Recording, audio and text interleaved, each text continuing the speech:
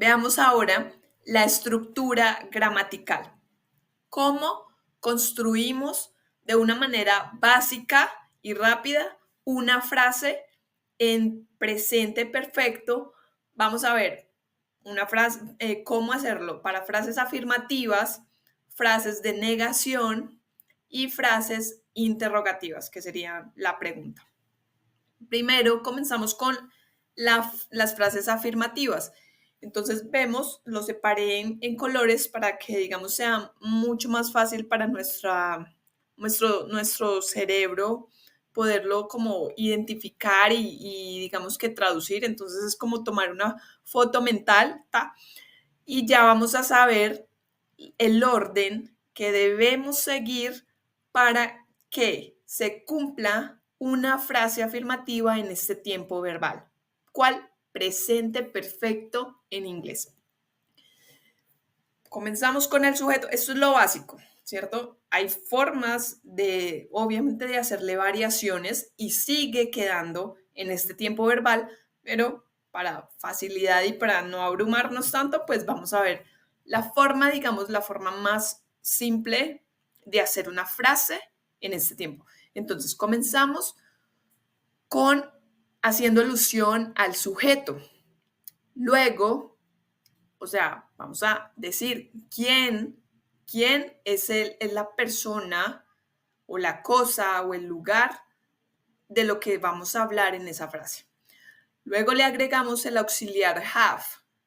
Tenemos que tener presente o mirar qué sujeto estamos usando, si es tercera persona o no es tercera persona. Y eso es lo que nos va a marcar el auxiliar have. Ya lo sabemos y lo volvemos a repetir porque es importante tener eso muy presente y es, si es tercera persona el sujeto, la conjugación de este auxiliar es has. De lo contrario, va a ser have. ¿Listo? Le sigue el verbo que nos está diciendo cuál es la acción que se está llevando a cabo y prácticamente el que nos está dando el contexto de esa frase. Importantísimo. Ahí está. Debe ir en su pasado participio. PP, lo puse ahí como para que no quede tan largo. PP, pasado participio. Y terminamos la frase con el complemento. Entonces, vemos el primer ejemplo. They, sujeto, they. Le agregamos el auxiliar. Como they no es tercera persona, entonces el auxiliar es have. They have. Le agregamos el verbo en su pasado participio. Para este caso, vemos que es un verbo irregular. Written o written, dependiendo pues ya del acento ya británico, australiano, americano. Americano es muy written. Entonces, en este caso, traemos el verbo base, que sería to write, significa escribir. Verbo en pasado participio de él, written. Y complemento de la frase, a book, un libro. Entonces, they have written a book. Ellos han escrito un libro. ¿Listo? Veamos otro ejemplo con un sujeto tercera persona. Sujeto she, ella. Automáticamente ya sabemos cómo va el auxiliar. Sería has, que es el que nos está diciendo a. Ella ha. Seguimos con el verbo que nos va a marcar el contexto de esta frase. ¿Ella qué? ¿Ella qué? Ella finished, terminado. Vemos que este verbo termina en ed, finished. Bueno, ya les digo ese otro. Pero entonces al terminar el nd, quiere decir que es un verbo regular. Y al momento de pronunciar, aquí ese ed suena como una d al final, como acercándose a t, a una t también, como t, t, t. como una D muy marcada, demasiado, no sino sin ser sin ser ta, pero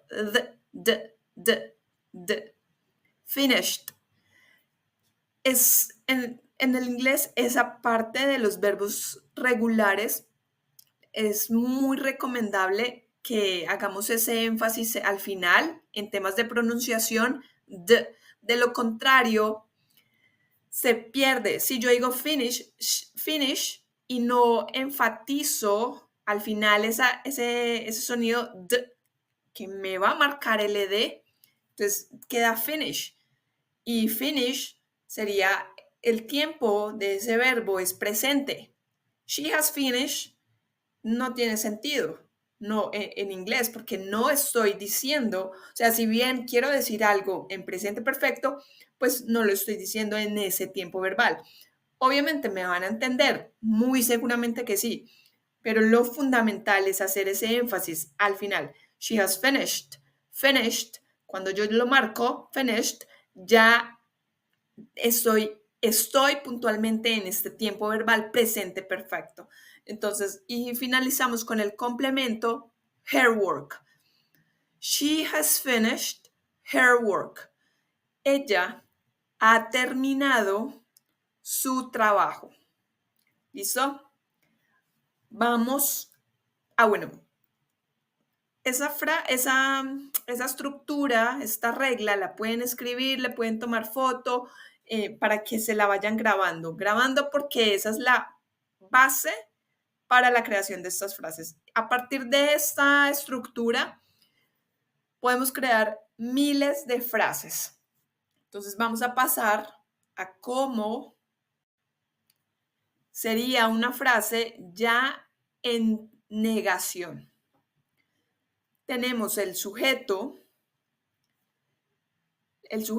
seguido del auxiliar, pero aquí es el auxiliar negado, ¿cierto? Eso es lo que obviamente nos va a marcar si es la diferencia entre una frase afirmativa y una frase de negación. Entonces, ¿cómo lo negamos? El auxiliar, la misma regla. Si es tercera persona, usamos has. Si no es tercera persona, usamos have. Y le agregamos la palabra not. Not, que sería la negación. Entonces, vemos abajo donde dice auxiliar have en negación. Entonces, have not o has not, al contraerlo, lo decimos haven't. Haven't. Es lo mismo. Haven't es lo mismo que decir o que tener have not. Es la contracción de eso. Has not, su contracción hasn't. Hasn't. ¿Listo? Podemos decir they have not o they haven't. Es lo mismo. Entonces vamos en el primer ejemplo, ¿listo? Bueno, primero veamos la estructura. Entonces, sujeto, seguimos con el auxiliar en negación, seguimos con el verbo en pasado participio, muy bien, y finalizamos la frase con el complemento de ella. Entonces, they, en este caso el primer ejemplo, sujeto they, auxiliar con negación, haven't, que es lo mismo que have not. Excelente. They haven't. Verbo en pasado participio, written. Written, escrito. Ellos no han escrito. Y el complemento es, ¿escrito qué? El complemento ya de la frase, a book, un libro. They haven't written a book. A book. Ellos no han escrito un libro. Ahora vamos a ver un ejemplo en tercera persona. ¿Por qué? Porque tenemos el sujeto she, ella. El auxiliar en su negación has not. Has not contra su contracción hasn't. Hasn't. She hasn't. El verbo al cual vamos a darle sentido, con el cual le vamos a dar sentido a esta frase, finished. Verbo en pasado participio. She hasn't finished. ¿Finished qué? Ella no ha terminado. Y si queremos seguir complementando esta frase, ¿no ha terminado qué? Su trabajo. Her work. She hasn't finished her work. ¿Listo? Foto o escritura a la estructura gramatical y ya tienes para crear muchas frases en presente perfecto, formato negación.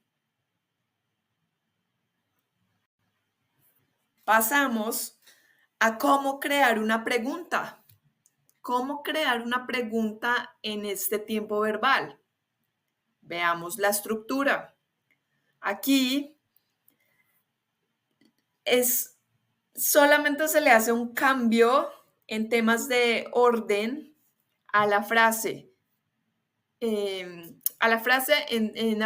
afirmativa. Y finalizamos con su signo de interrogación.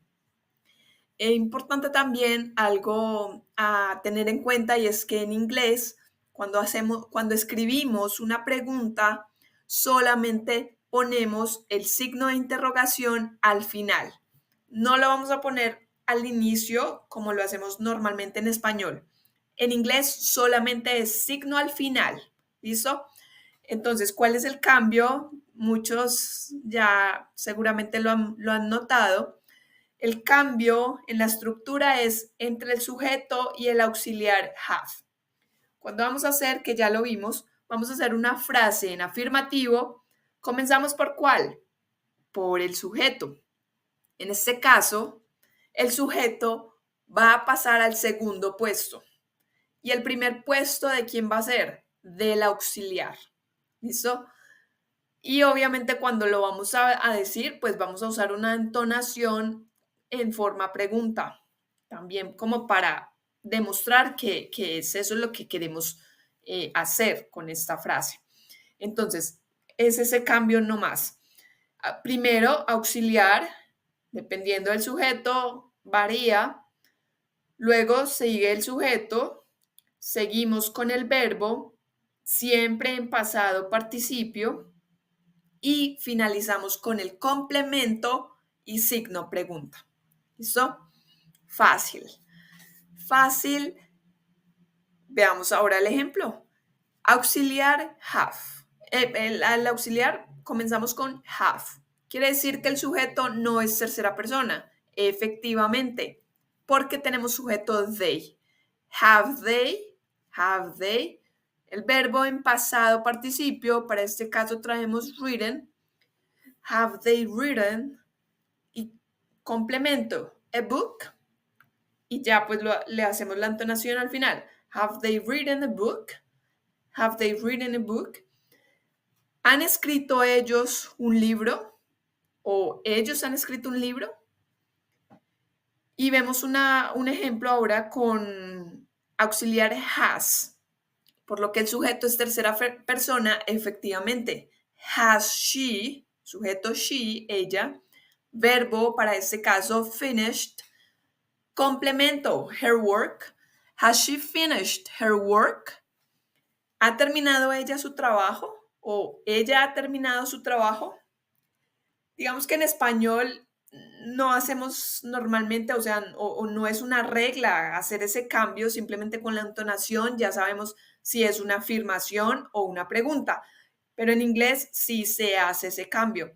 Y cuando escuchamos que la frase comienza con el auxiliar, ya de entrada ya sabemos que nos están preguntando algo, ¿cierto? Esperan una respuesta por parte de la otra persona. Entonces, si no comienza con el auxiliar, es muy seguramente una afirmación. Si comienza, ya pues obviamente es una frase que ya hay que mirar si es afirmativa o de negación, pero pues no va a ser una pregunta. Si comienza con el auxiliar, sí es pregunta. Bueno, Hasta aquí, muchas gracias por estar presente, practicando. Ahí ya van sabiendo también cómo estudio. Qué bien que pueda o qué bien tener este espacio, la verdad, porque estudio yo, practico y al mismo tiempo pues los invito a que digamos, le dediquen también tiempo al inglés y créanme, el inglés por experiencia propia les digo, abre muchas oportunidades, no solo en el país en el que ustedes se encuentran, sino a nivel internacional. O sea, gracias al inglés, la verdad que yo he podido hacer y visitar muchos lugares en el mundo y hacer muchas cosas maravillosas y sobre todo tener amigos en cualquier lugar del mundo. Entonces, muchas gracias. Nos vemos en una próxima práctica. Si te gustó, dale like. Me gustaría también ver muchos likes ahí y suscríbete para que sigamos practicando juntos. Nos vemos en una próxima oportunidad. See you guys. Bye bye.